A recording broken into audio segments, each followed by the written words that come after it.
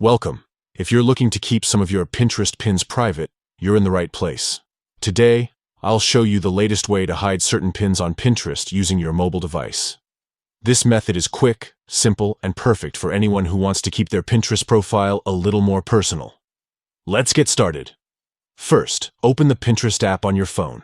Make sure you're logged into your account. Once you're in, head straight to your profile by tapping the person icon at the bottom right of your screen. Next, tap on your profile picture at the very top of the screen. This will bring up a few more options related to your account. From here, tap on View Profile to access your full profile page. Now, look for the Edit Profile button and give it a tap.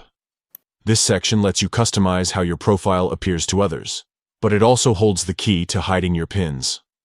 Scroll down in the Edit Profile section until you find the option labeled Show All Pins. By default, this setting is usually turned on, which means all your pins are visible to anyone who visits your profile. To hide some of your pins, simply toggle off the Show All Pins option. Once you switch it off, your pins will no longer be displayed publicly, giving you more control over your privacy. And that's it. You've just taken a big step towards keeping your Pinterest activity private. Remember, you can always come back and change this setting whenever you want to share more or less of your collection.